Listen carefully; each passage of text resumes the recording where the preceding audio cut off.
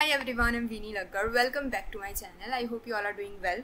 I hope your study is going well. As you can see on the screen, हमने शुरू किया था organometallic compound chapter from MSc, CSA, net, GSET और PhD entrance exam के लिए आपको useful होगा। आज के इस वीडियो लेक्चर के अंदर हम डिस्कस करेंगे 18 इलेक्ट्रॉन रूल को plus effective atomic number rule को। एग्जाम में आपको 18 इलेक्ट्रॉन काउंट करने के लिए पूछा जा सकता है किसी भी एक पर्टिकुलर ऑर्गेनोमेटालिक कंपाउंड का, या फिर आपको इफेक्टिव एटॉमिक नंबर काउंट करना पूछा जा सकता है। ऑलमोस्ट 2 या 4 मार्क के क्वेश्चन में आपको ये चीज़ पूछी जाएगी। तो सबसे पहले हम देखेंगे कि ये जो रूल हम पढ़ते हैं वो क्यों पढ़ते हैं, इसका सिग्निफिकेंस क्या है, हमें क्यों 18 इलेक्ट्रॉन काउंट करने होते हैं, क्यों हम इफेक्टिव एटॉमिक नंबर को हम काउंट करते हैं, ये काउंट करने पर जो नंबर हमें मिलेगा वो हमें क्या इंडिकेट करेगा। ठीक है, क्यों हम इस चीज़ को काउंट करते हैं, सिर्फ एग्जाम में पूछते हैं इसीलिए काउंट करते हैं कि इसकी कोई सिग्निफिकेंस है, तो वो चीज़ हम सबसे पहले डिस्कस करेंगे। 18 इलेक्ट्रॉन रूल जो है वो हमें प्रिडिक्ट क्या करवाता है, we can predict stability of organometallic compound by 18 electron rule. यानी कि 18 इलेक्ट्रॉन रूल को काउंट करने से, 18 इलेक्ट्रॉन काउंट करने से हमें स्टेबिलिटी पता चलती है ऑर्गेनोमेटालिक कंपाउंड की। कैसे? When compound achieves NS2, N-1, D10 and NP6 configuration, यानी कि P में 6 इलेक्ट्रॉन्स हो, D में 10 इलेक्ट्रॉन्स हो यानी कि 16 इलेक्ट्रॉन हुए, प्लस S में 2 इलेक्ट्रॉन हो, यानी कि 18 कंप्लीट इलेक्ट्रॉन की कॉन्फ़िगरेशन अगर हमें मिलती है, there will be 18 electron in outermost shell, यानी कि जिसे हम बोलेंगे valence shell, and compound will be most stable. यानी कि जिस भी कंपाउंड के अंदर, मान लीजिए मैंने आपको दे दिया वेनेडियम CO6, ठीक है, तो इस कंपाउंड का अगर मैं इलेक्ट्रॉन काउंट करूं तो मुझे 18 अगर मिल रहा है, नंबर इज इक्वल टू 18 हमारा आंसर आ रहा है, इट मीन्स कि वेनेडियम का जो ये कंपाउंड है वो स्टेबल होगा। 18 से कम या 18 से ज़्यादा अगर आपका नंबर आएगा तो वो कंपाउंड जो होगा वो उतना स्टेबल नहीं होगा। तो स्टेबिलिटी ऑफ ऑर्गेनोमेटालिक कंपाउंड जो है वो हमें 18 इलेक्ट्रॉन रूल से पता चलती है। इफेक्टिव एटॉमिक नंबर यानी कि EAN रूल से हमें क्या पता चलेगा, तो सिडविक नाम के जो साइंटिस्ट है उन्होंने ये सजेस्ट किया था कि मेटल एटम इन कॉम्प्लेक्स, कोई भी कॉम्प्लेक्स अगर आप ले लो ऑर्गेनोमेटालिक कंपाउंड में, वहाँ पे मेटल एटम होगा और लिगैंड होगा। तो metal atom can accept electron until the metal atom acquire an effective atomic number of nearest noble gas। noble gas हमारे पास होती है आर्गन, जेनॉन, रेडॉन, ये सारे जो है वो हमारे नोबल गैस है। ठीक है, नोबल गैस क्या करेगी, ना इलेक्ट्रॉन देगी ना इलेक्ट्रॉन लेगी, वो सबसे इनर्ट है। ठीक है, तो अगर EAN काउंट करने पर, इफेक्टिव एटॉमिक नंबर काउंट करने पर हमें नोबल गैस का जो एटॉमिक नंबर है वो मिल रहा है, मान लीजिए कि आर्गन का 18 है तो हमें 18 इलेक्ट्रॉन्स जो है वो मिल रहा है, इट मीन्स वहाँ तक जो आपकी मेटल है वो इलेक्ट्रॉन को एक्सेप्ट कर सकती है। अगर इससे कम हुआ तो वहाँ तक इलेक्ट्रॉन को एक्सेप्ट कर सकती है। तो यही चीज़ बताएगी कि मेटल जो है वो इलेक्ट्रॉन को कब तक जो है वो एक्सेप्ट कर सकती है। तो कब तक इलेक्ट्रॉन को एक्सेप्ट कर सकती है, जब तक नोबल गैस की कॉन्फ़िगरेशन ना बन जाए, जब तक 18 इलेक्ट्रॉन ना मिल जाए, जब तक 36 इलेक्ट्रॉन्स ना मिल जाए, वो हम आगे देखेंगे, जब तक 86 इलेक्ट्रॉन्स ना मिल जाए, ये सारे जो मैं बोल रही हूँ 18, 36 और 86 काइंड ऑफ नंबर, वो नोबल गैस के एटॉमिक नंबर है। तो नोबल गैस का कॉन्फ़िगरेशन जब तक हमें नहीं मिल जाता तब तक मेटल जो है वो इलेक्ट्रॉन को एक्सेप्ट कर सकती है। तो ये चीज़ बोली है EAN रूल ने।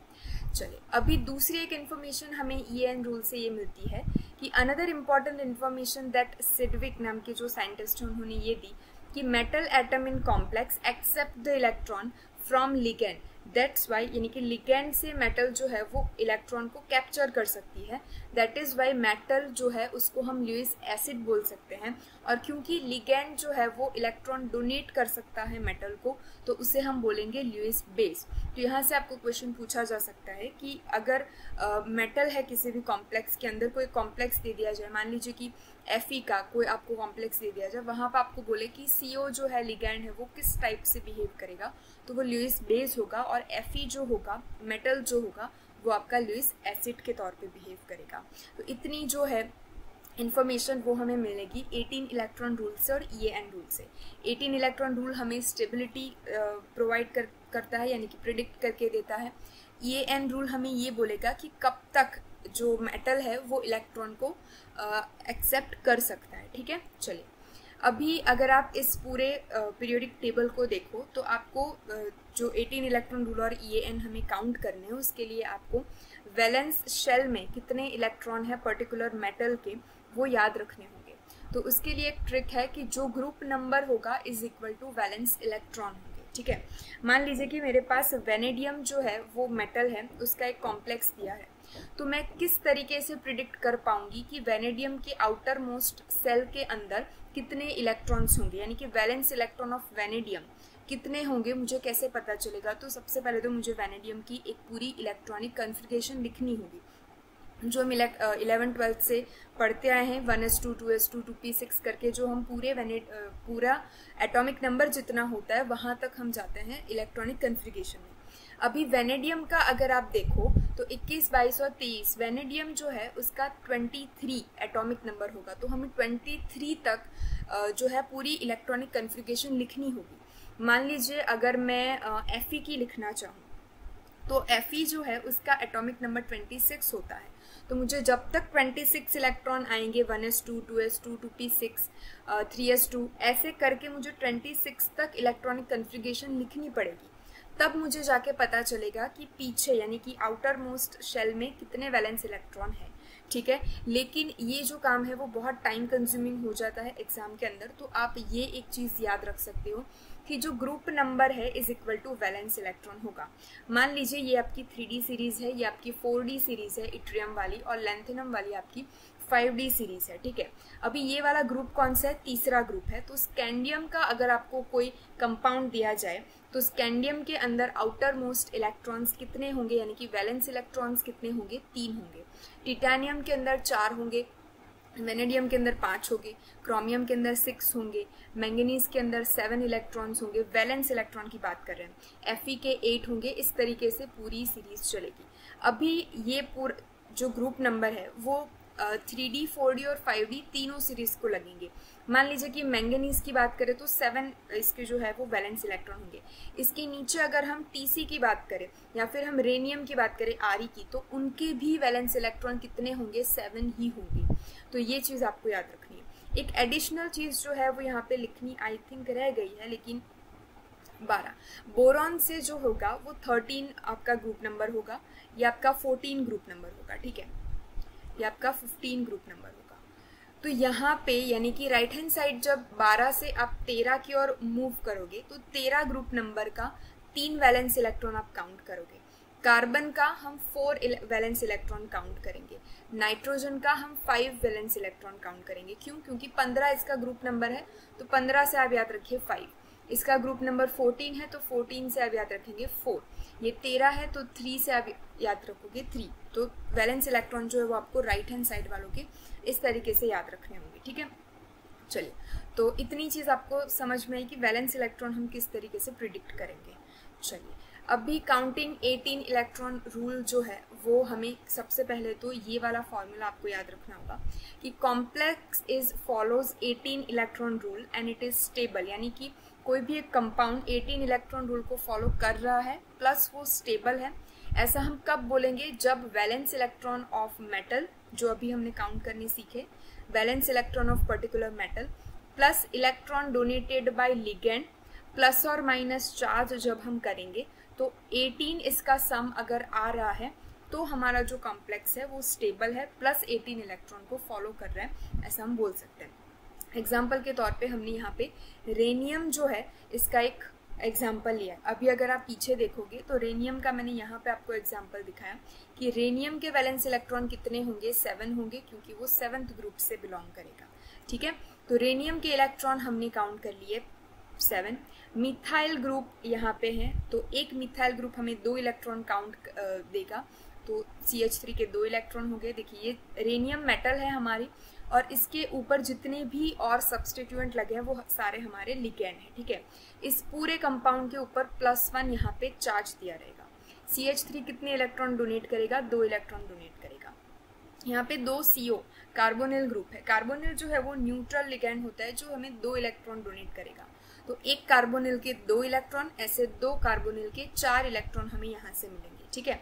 PR3 अगर हम फॉस्फरस कंपाउंड की बात करें, 2 PR3 ग्रुप यहाँ पे हमें लिख के दिए हैं, तो PR3 जो है वो भी न्यूट्रल होता है, CO की तरह 2 इलेक्ट्रॉन हमें डोनेट करेगा, यानी कि कंपाउंड को डोनेट करेगा। तो 2 PR3 यानी कि 4 इलेक्ट्रॉन हमें यहाँ से मिलेंगे। बाकी कौन सा बचा हमारा ethylene, CH2 double bond CH2 जो है वो भी हमें 2 इलेक्ट्रॉन को कंट्रीब्यूट करेंगे, ठीक है। तो ये सारे इलेक्ट्रॉन हमारे कंट्रीब्यूट हो गए सभी लिगेंड के। अभी +1 चार्ज है तो उसको हम गिनेंगे -1 चार्ज। ये चीज़ आपको याद रखनी है कि +1 चार्ज अगर हो तो हमें -1 काउंट करना है, अगर माइनस में चार्ज आपका हो तो उसे हम प्लस यानी कि ऐड करेंगे, ठीक है। अगर +1 हो, प्लस में चार्ज हो तो उसे हम माइनस करेंगे, अगर माइनस में चार्ज हो तो हम उसे प्लस करेंगे यानी कि ऐड करेंगे। ये कॉन्ट्रास्ट आपको 18 इलेक्ट्रॉन रूल में याद रखना है। अगर 7 + 4 + 2 + 2 + 4 -1 को अगर हम ऐड करेंगे तो इसका जो सम आएगा वो 18 आएगा, यानी कि ये वाला जो कंपाउंड है वो 18 इलेक्ट्रॉन रूल को फॉलो करेगा और ये पूरा स्टेबल कंपाउंड है। तो ये चीज़ आपको 18 इलेक्ट्रॉन रूल से पता चलेगी। कुछ एग्जाम्पल है जो हम देख लेते हैं, बहुत ही कॉमन एग्जाम्पल है, आपको MSc के एग्जाम में पूछे जाएंगे। इससे थोड़े से कॉम्प्लेक्स एग्जाम्पल जो होंगे वो आपको नेट जी से PhD में पूछे जाएंगे। निकल CO4 यानी कि निकल टेट्राकार्बोनिल का कंपाउंड अगर हम लें तो निकल के 10 वैलेंस इलेक्ट्रॉन होते हैं। अगर आपको देखना हो तो आप यहाँ देख सकते हो, निकल जो है वो 10th ग्रुप से बिलोंग करेगा। तो निकल के 10 वैलेंस इलेक्ट्रॉन होते हैं। कार्बोनिल जो ग्रुप है वो 4 है यहाँ पे लगे हुए, तो एक कार्बोनिल 2 इलेक्ट्रॉन को कंट्रीब्यूट करेगा, तो 4 कार्बोनिल जो है वो 8 इलेक्ट्रॉन को कंट्रीब्यूट करेगा। 10 + 8 = 18 इलेक्ट्रॉन यहाँ पे फॉलो हो रहा है रूल। क्रोमियम की बात करें तो क्रोमियम का जो ग्रुप होता है वो 6 होता है, तो क्रोमियम 6 इलेक्ट्रॉन को काउंट करेगा यानी कि डोनेट करेगा। C6H6 की अगर हम बात करें यानी कि बेंजीन रिंग जो है वो हमें 6 इलेक्ट्रॉन को डोनेट करती है। बेंजीन रिंग क्योंकि 6 कार्बन है तो 6 इलेक्ट्रॉन को डोनेट करेगी, तो 6 × 2 = 12 इलेक्ट्रॉन्स हमारे बेंजीन रिंग से मिलेंगे। अगर 12 + 6 करेंगे तो हमारा 18 आएगा, यानी कि 18 इलेक्ट्रॉन रूल यहाँ पे फॉलो हो रहा है। कुछ दूसरे एग्जाम्पल है जहाँ पे आपको चार्ज देखने को मिलेगा। Mn मैंगनीज के 7 इलेक्ट्रॉन होंगे, 5 कार्बोनिल हमें 10 इलेक्ट्रॉन को कंट्रीब्यूट करेगा। -1 चार्ज है उसको हम +1 गिनेंगे यानी कि ऐड करेंगे, तो 7 + 10 + 1 = 18 होंगे, ठीक है। FeH2O 6 + 2 H2O जो है वो क्या है हमारा न्यूट्रल लिगांड है, हमें 2 इलेक्ट्रॉन काउंट करेगा, तो 6 × 2 = 12 इलेक्ट्रॉन यहाँ से मिलेंगे। Fe के वैलेंस इलेक्ट्रॉन होंगे 8 क्योंकि वो 8 ग्रुप से बिलोंग करेगा। +2 को हम लिखेंगे -2, तो अगर 8 + 12 -2 अगर हम करेंगे तो मिलेगा हमें 18। तो ये सारे कंपाउंड जो है वो 18 इलेक्ट्रॉन रूल को फॉलो कर रहे हैं। आपको 4 कंपाउंड दिए जाएंगे एग्जाम के अंदर, अगर 4 मार्क का क्वेश्चन है तो, और पूछा जाएगा कि इनमें से कौन सा कंपाउंड 18 इलेक्ट्रॉन रूल को फॉलो नहीं करता है। तो आपको बेसिकली चीज़ है कि आपको सारे कंपाउंड के 18 इलेक्ट्रॉन काउंट करने होंगे और देखना होगा कि कहाँ पे सम 18 नहीं हो रहा है। किसी में 16 होगा, किसी में 17 होगा, किसी में 19 हो जाएगा, 20 हो जाएगा, तो वो 18 इलेक्ट्रॉन रूल को फॉलो नहीं करेगा, ठीक है। तो इस तरीके से आप 18 इलेक्ट्रॉन रूल को काउंट कर। नेक्स्ट हम देखेंगे EN रूल को, यानी कि इफेक्टिव एटॉमिक नंबर रूल को। अभी यहाँ पे थोड़ा सा चेंज जो है वो आपको 3 जगह पे देखने को मिलेगा।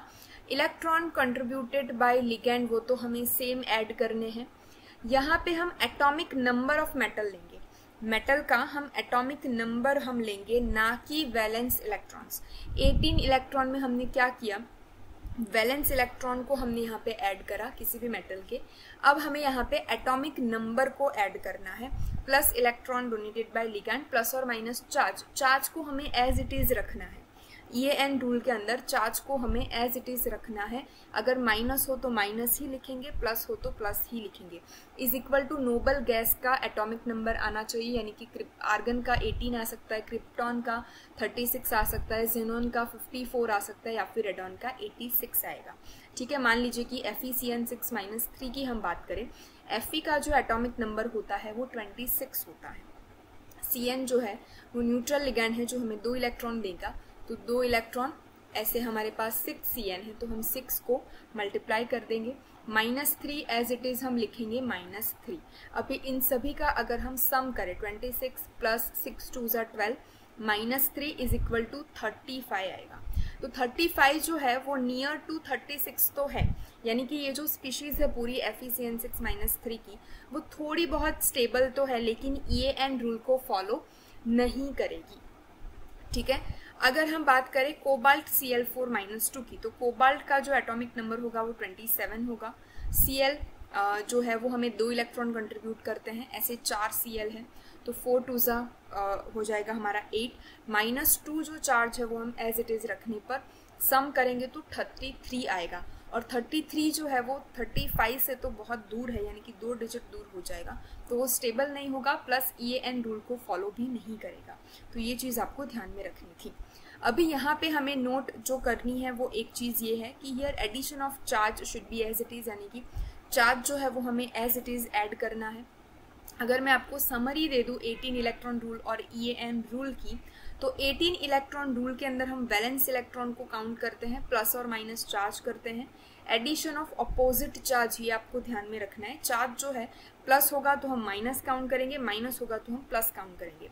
जबकि EAN रूल के अंदर हम यहाँ पे एटॉमिक नंबर ऑफ मेटल जो है वो काउंट करेंगे, प्लस लिगेंड के इलेक्ट्रॉन, प्लस और माइनस चार्ज, और चार्ज जो है वो हम as it is same add करेंगे। ठीक है, तो ये थी आपकी समरी। आपके लिए होमवर्क भी है, count 18 electron rules and EAN दोनों आपको काउंट करके दिखाने हैं इन सभी 5 कंपाउंड के।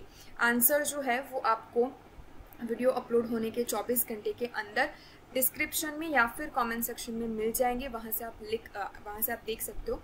वीडियो अपलोड करने के साथ ही अगर मैंने आंसर दे दिए तो आप इस चीज़ को आंसर देख के करोगे तो फिर कोई मज़ा नहीं आएगा। तो 24 घंटे के बाद आपको ये जो है पाँचों स्पीशीज़ के आंसर देखने को मिलेंगे कमेंट्स में या फिर डिस्क्रिप्शन में। तो ये चीज़ जो है वो आप प्रैक्टिस करिएगा। आई होप आपको आज का इस सेशन में सारी चीज़ें समझ में आई होगी। कई बार स्टूडेंट को 18 इलेक्ट्रॉन और EAN में थोड़ा सा कन्फ्यूजन होता है, क्योंकि 18 इलेक्ट्रॉन में सबसे पहले तो हम वैलेंस काउंट कर लेते हैं, चार्ज को अपोजिट ऐड करते हैं। EAN में हम क्या करते हैं, एटॉमिक नंबर ला लेते हैं और जो चार्ज है वो एज इट इज़ ऐड करते हैं। तो कभी कभार जब आप एग्जाम में होते हो तब आप हड़बड़ी में थोड़ा सा गड़बड़ कर देते हो, इसलिए आप इन सभी के जो है वो 18 इलेक्ट्रॉन भी काउंट करोगे, प्लस EAN भी काउंट करोगे। तो आई होप आपको ये वीडियो अच्छा लगा होगा। Thank you so much for watching. Do subscribe for more such videos, share your suggestion and comments in the comment section. मिलेंगे एक नेक्स्ट वीडियो के साथ। Till then stay happy, stay positive.